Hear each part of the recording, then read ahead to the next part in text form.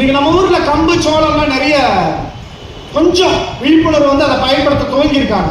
நான் சிறு வயதாக இருக்கும் போதெல்லாம் கம்பு சோளத்தையெல்லாம் இந்த மாட்டுக்கு கொடுக்கக்கூடிய ஒரு உணவாக தான் இருந்தது. அதை சார்ந்த புரிதல் இல்லை. கேழ்வரகு, கம்பு, சோளம் எல்லாமே சர்க்கரை நோயை கட்டுப்படுத்துவதில் மிக சிறந்த உணவுனா அது கம்பு தான். எளிமையா கிடைக்கக்கூடியது, விலையும் குறைவு, மலிவு விலையில கிடைக்கும். இந்த கம்பினுடைய கிளைசமிக் இண்டெக்ஸ் பாத்தீங்க அப்படின்னா வெறும் 54 தான்.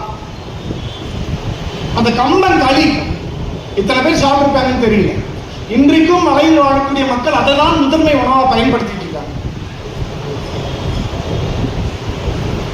ஒரு உணவு அதற்கு இருக்கக்கூடிய மருத்துவ பின்புலம், இது ரெண்டுமே நமக்கு தெரிஞ்சுக்க வேண்டிய அவசியம் இருக்கு. சோளம், கம்பு, சோளம் நிறைய பேருக்கு தெரியும் இல்லையா? சோளம் மக்காச்சோளம் கிடையாது, அது நம்மளோட உணவு கிடையாது. சோளம் மட்டும்தான் நம்ம உணவு. இந்த சோளம் வந்து இந்த புறாக்களுக்கெல்லாம் தீனி போடக்கூடிய ஒரு பொருளாக தான் இருந்தது.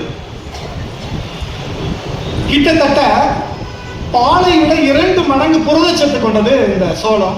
இந்த கம்பினுடைய நன்மை பார்த்தீங்கன்னா நிறைய பேருக்கு தெரியும். இந்த கம்பு வந்து இந்த பெண்களுக்கு வளகாப்பு சமயத்தில் கம்பை வந்து வெள்ளத்தோட சேர்த்து உருண்டை பண்ணி கொடுப்பாங்க. எதுக்காக கொடுக்குறாங்க அப்படின்னா, கிட்டத்தட்ட அரிசியை விட 8 மடங்கு இரும்பு சத்து அதிகம் இருக்கக்கூடிய பொருள் கம்பு. இன்னைக்கு அனிமியாக்காக, ரத்த சோகைக்காக வருஷ கணக்கில் மாத்திரை எடுத்துட்டு இருக்கவங்க எவ்வளவோ பேர். மாத்திரை எடுத்தும் எனக்கு ரத்தம் இம்ப்ரூவ் ஆகல அப்படின்னு சொல்றவங்க நிறைய பேர். அப்ப உணவை மருந்தாக்க கற்றுக்கணும், உணவை மருந்தாக்க மாற்றணும். என்ன மாதிரியான உணவு? கம்பு ரொம்ப எளிமையா கிடைக்கக்கூடியது. வாரத்துல 2 நாள் இந்த கம்பு களியோ இந்த கம்பு கூழோ செஞ்சு கொடுத்துக்கலாம். கேழ்வரகு, கேழ்வரகு பார்த்தீங்க அப்படின்னா பாலை விட அதிகமான கால்சியம் இந்த கேழ்வரகுல இருக்கு. இதை எல்லாமே நம்ம முன்னோர்கள் எப்படி பயன்படுத்தினாலும் வெறும் கம்பி களியோ இல்லை சோளமோ இந்த தோசையாகவோ அடையாகவோ மட்டும் இல்லை, முக்கியமா அடையா எல்லாத்தையுமே பயன்படுத்த ஆரம்பிச்சாங்க. உதாரணத்துக்கு இந்த கேழ்வரகு முருங்கை சேர்ந்த அடையா செஞ்சாங்க. கேழ்வரகு முருங்கையும் சேர்ந்த அடை அதிகப்படியான கால்சியத்தை நமக்கு கொடுக்கக்கூடியது. முடக்கருத்தான்னு சொல்லக்கூடிய ஒரு மூலிகை, அதை அடையா பயன்படுத்தினாங்க. தூதுவளை அடைய பயன்படுத்தினாங்க.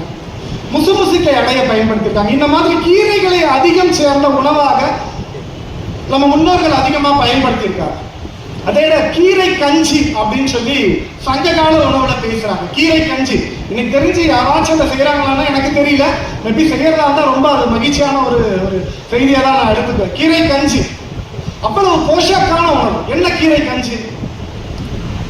நம்ம அரிசியை உலையில போட்டு கொதிக்க வைக்கும் போது நம்ம கீரையை சேர்த்து அதிலே போட்டு கொதிக்க வச்சிருவாங்க. அதை தான் உணவாக பயன்படுத்தியிருக்காங்க. ஸோ அதில் பார்த்தீங்க அப்படின்னா ஒரு கார்போஹைட்ரேட் கிடைச்சிருது. கீரைகளில் இருக்கக்கூடிய அத்தனை சத்துக்களும் ஒரே குடுவையிலே கிடைச்சிருது, ஒரே பாட்டில். ஸோ கீரை கஞ்சி நம்ம முன்னோர்கள் அதிகம் பயன்படுத்தியிருக்காங்க. இந்த கீரை அடைகளையும் அதிகமாக பயன்படுத்தியிருக்காங்க. நம்ம இன்னைக்கு தெரியணும், இந்த மாதிரியான உணவுகள்லாம் நமக்கு தெரியணும். நம்ம இந்த மரபு சார்ந்த உணவை நம்ம அடுத்த தலைமுறைக்கு கொண்டு சேர்க்க வேண்டிய இந்த சூழல்ல நம்ம இருக்கோம்.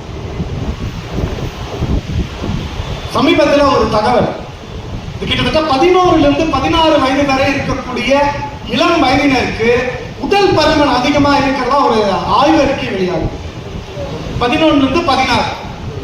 ஏன் பாத்தீங்க அப்படின்னா இந்த 11 to 16 வயது இருக்கிறவங்க பெரும்பாலும் வந்து பாத்தீங்கன்னா சின்ன பசங்க, நம்ம எது கேட்டாலும் பேரண்ட்ஸ் வாங்கி கொடுத்துருவோம். அதான் இங்க நடக்கிற பிரச்சனை.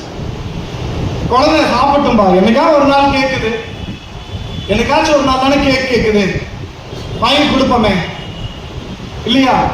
என்னைக்காச்சும் ஒரு நாள் கேட்குது, என்னைக்காச்சும் ஒரு நாள் கேட்குதுன்னு என்னைக்காச்சும் ஒரு நாள் விஷயத்தை வாங்கி கொடுத்துக்கிட்டே இருக்க முடியுமா? ஒரு புத்தகத்திலே நேற்று நான் ஒரு புத்தகத்தை படித்துக் கொண்டேன். தி கேஸ்ட்ரோனமா அப்படின்னு சொல்லக்கூடிய ஒரு புத்தகம். தி கேஸ்ட்ரோனமா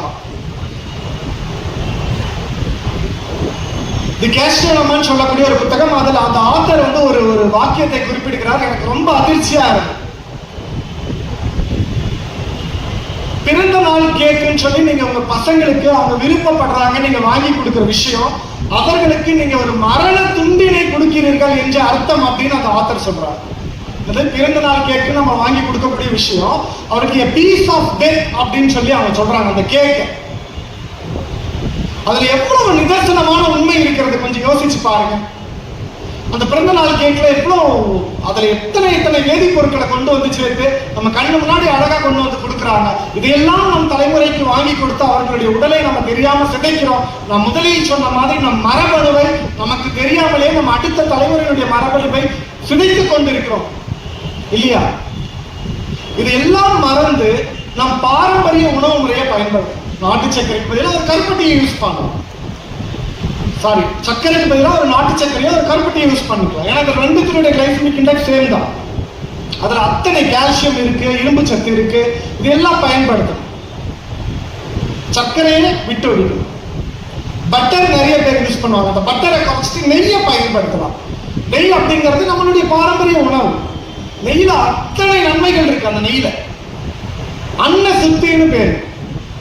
நம்ம உடம்பு குளிக்கிறோம் இல்லையா? டெய்லி நம்ம உடம்ப குளிக்கிறது நம்ம உடம்புக்கு சுத்தம் பண்றோம். நம்ம உடம்ப சுத்தம் பண்றோம். நம்ம சாப்பிடுற சாப்பாட்டுக்கு சுத்தம் எது தெரியுமா? நம்ம சாப்பிடுற சாப்பாடுல எப்படி சுத்தம் பண்றது? அந்த எத்தனையோ ஒரு இடத்துல பயிர் பண்ணி எத்தனையோ சூழலை தாண்டி வந்திருக்கு. அதுல கண்ணுக்கு தெரியாத உண்மைகள் இருக்கலாம், மண் துகள்கள் இருக்கலாம், எத்தனையோ விஷயங்கள் இருக்கலாம்.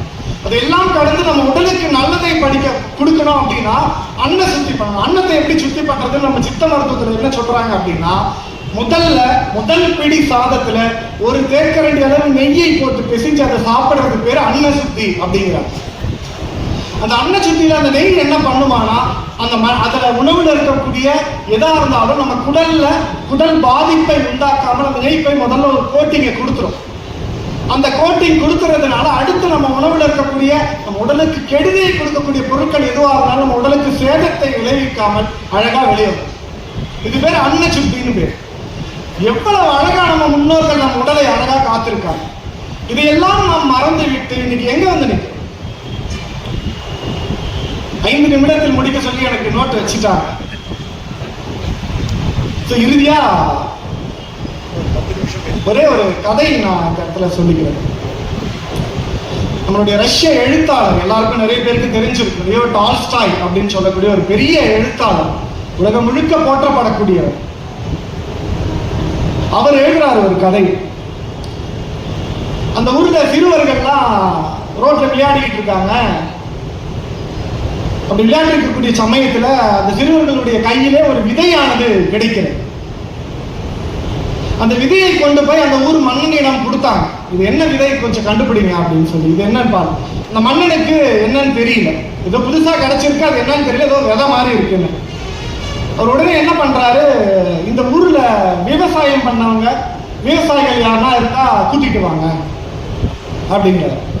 ஒருத்தவர் என்ன பண்றாரு, ரொம்ப தள்ளாடிக்கிட்டு, கண்ணு சரியா அவருக்கு தெரியல, மிசுன்னு ஒரு மாதிரி கண்ணா இருக்கு. அவர்கிட்ட அந்த விதையை கொடுக்குறாங்க. அப்படியே தடவி பார்த்துட்டு அவர் சொல்றாரு, இது எனக்கு தெரியலீங்க, நான் பயிர் பண்ணது கிடையாது, ஒருவேளை எங்க அப்பா கிட்ட வேணா அதை கேட்டு பாருங்க அப்படின்னு சொல்லி சொல்றாரு. சரின்னு அவங்க அப்பாவை கூட்டிட்டு வர சொல்றாங்க.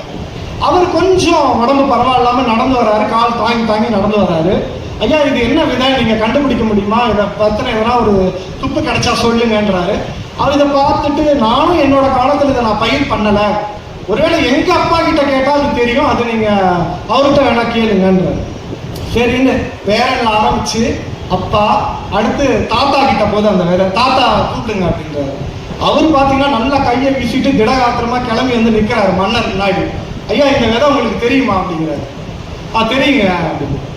இது என்னதுங்க ஐயா?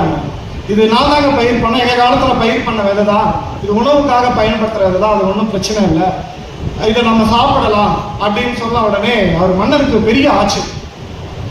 2 ஆச்சரியம். ஒண்ணு விதையை கண்டுபிடிச்சது ஒரு ஆச்சரியம், இன்னொரு ஆச்சரியம் பேரன் கண் பார்வை தெரியாம தடுமாறிட்டு வரான், புள்ள கால் நடக்க முடியாம தாங்கி வராரு, நீங்க மட்டும் எப்படி நல்லா திடகாத்திரமா இருக்கீங்க அப்படின்னு கேட்டார் வயசான முதியவர்.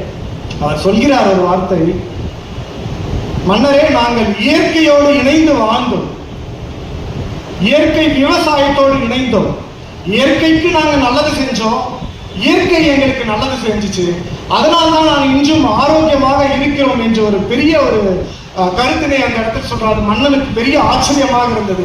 இதில் எந்த அளவுக்கு நிதர்சனமான உண்மை, இந்த நிலைமையில் தான் நாம் இன்று இருக்கிறோம். நம் பேர பிள்ளைகள், நம்மளுடைய அடுத்த தலைமுறை பாதிக்கப்படக்கூடும். ஆனால் நம்ம முன்னோர்கள் எந்த அளவுக்கு வாழ்ந்திருக்காங்க, அதை கொண்டு வந்து அடுத்த தலைமுறை நலன் காக்க நம்ம நிற்க வேணும் அப்படிங்கிறத நான் இந்த இடத்துல பதிவு செஞ்சுக்கிறேன்.